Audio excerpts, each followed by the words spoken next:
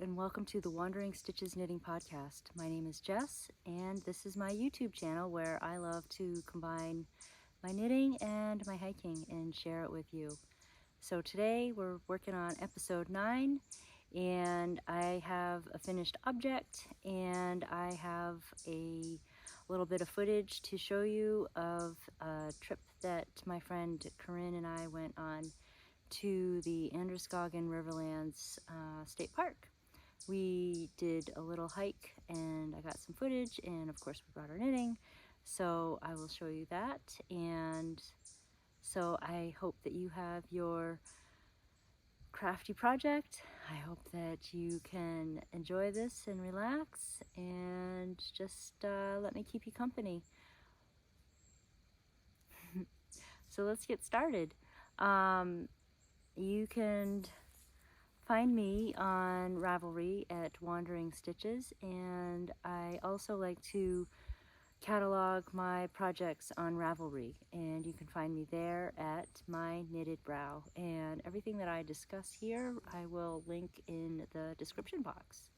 So if you are a returning viewer, thank you for stopping by again and spending your time with me. If this is your first time checking this out, I appreciate you clicking on this video, and I hope you enjoy the content and stick around and like and hit that subscribe button if you are so inclined.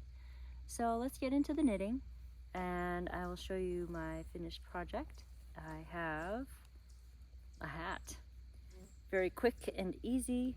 I made this for my friend Corinne, and let's see if I can put it on. And if you are a returning viewer, maybe you have seen this pattern before.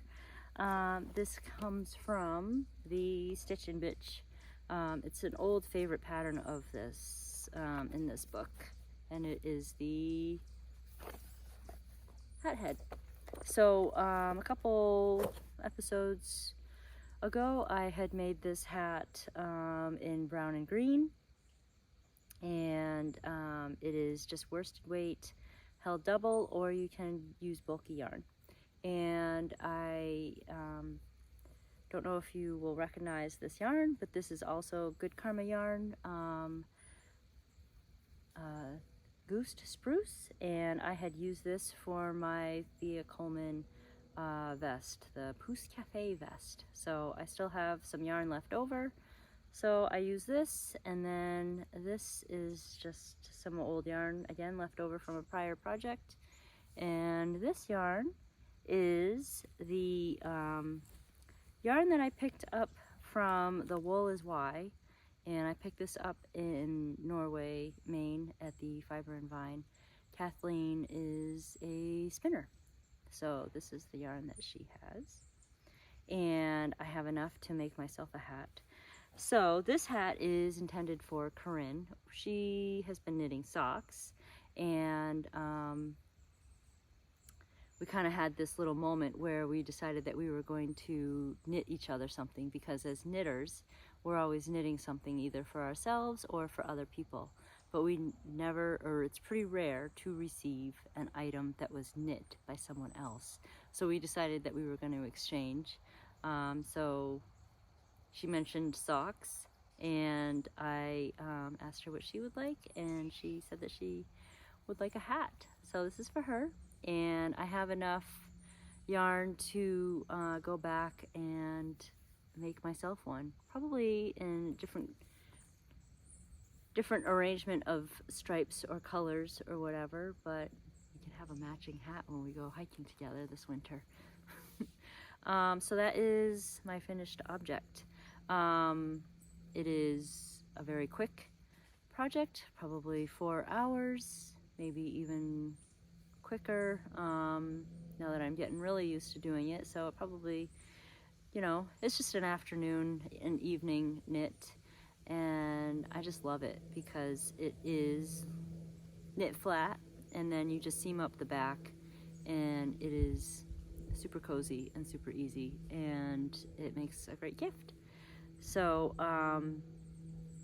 I made one, like I had mentioned earlier, for a teenager that I'm actually going to deliver to this weekend because my family and I are going camping. We go down to New Jersey. We go down to the Pine Barrens and participate in the 4E program, and they have a family camp weekend, and they have a spring and a summer that we've been going to and participating in, and it's been a lot of fun. So it's just camping outside and learning outdoor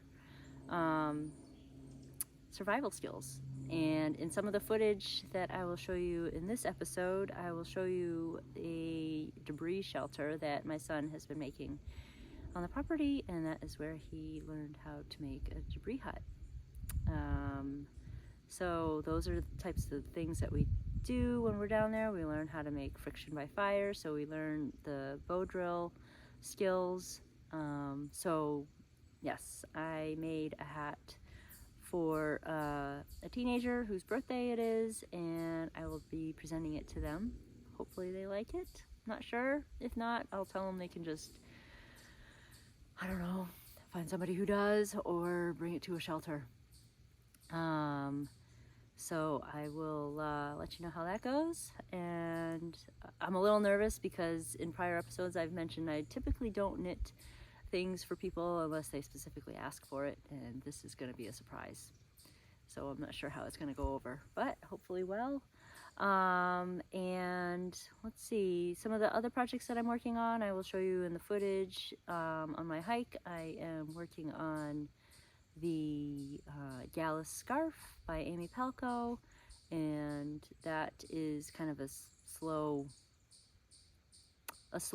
works in progress. And then I'm also working on the deep winter coat for my friend Tasha, and I have shown that a bunch of times as well, and I brought it into work because we work together, and had her try it on, and I'm happy to say that so far so good.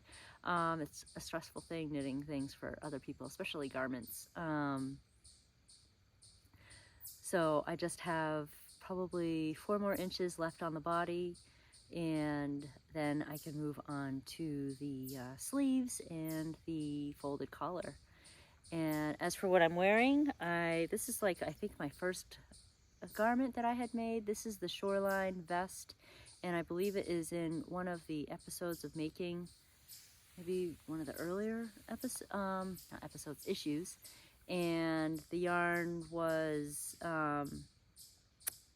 something that was thrifted. It was brought into one of my knitting nights. One of the ladies brought in like donated yarn, and so I grabbed a bunch of skeins. This is the Sidar yarn, and it's kind of wonky. The antler buttons are something that I picked up from a craft vendor, but here it is. So not sure if you can see all of that, but yeah, it's the fall, so it's great layering piece. And I thought I'd bring you outside. As you can hear the chipmunks, and they're probably going crazy taunting Josie. And I wanted to show off my hydrangea bush, which I think is beautiful, and just give you something nice to look at while I chat about my knitting. I think that's kind of it. So this week has been a little, not a lot of crafting. I mean, I got a hat done. I did a little bit on the Gallus Scarf. I did intend on doing a natural dye with some onions. I've been accumulating the onion skins, and I was all excited thinking I had enough. Well, the Wild Color book by Jenny Dean suggested that I use the same weight of skins, onion skins, and the yarn, and I am nowhere near I have not accumulated enough onion skins, so which is probably not going to be an issue because we do a lot of stir fry and stuff. We do cook with onions a lot, so I should be able to hopefully get that dyed maybe next weekend or in the next 2 weekends. So that's it for my knitting. I will show you footage of the Androscoggin Riverland State Park. We just did the Homestead trail, which is a walking trail, so there were a lot of people coming into the parking lot with their ATVs, and so we didn't really want to be on that trail. So the Homestead Trail brings you down to the river, and it, as you'll see in the footage, it brings you down to an old stone foundation, which is where we had our knitting session and our little picnic. So I hope you enjoy that footage, and I hope you enjoy the footage of my son's debris hut, and I hope that you enjoyed this content and this episode. I really appreciate you stopping by. I do appreciate all of the subscribers and the likes. And please leave a comment. I appreciate the comments and I love replying to them. So if you feel so inclined to just leave a comment, let me know what you're working on, and I will get back to you. So I hope you have a great week, and I hope you continue to do what you love. Until next time, goodbye.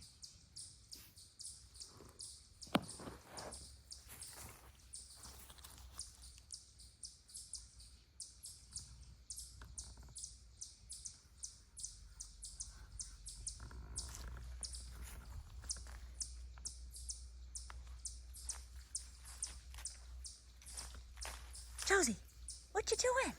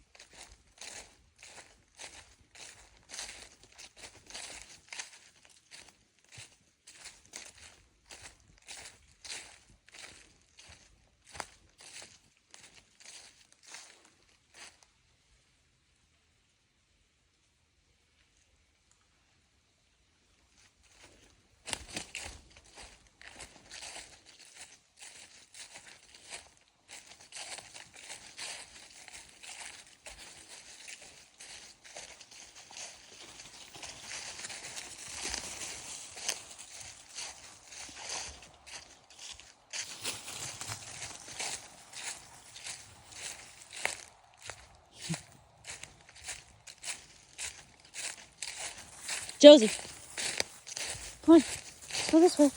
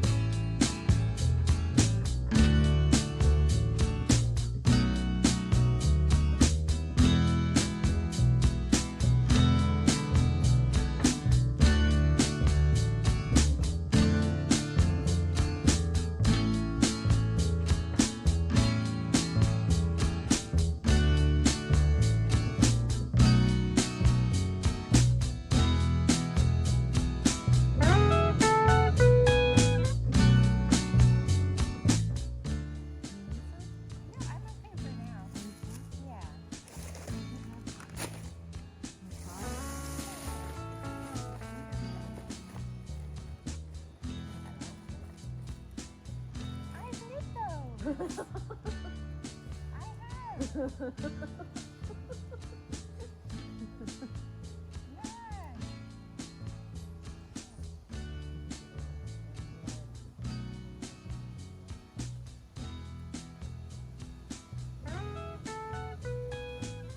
no.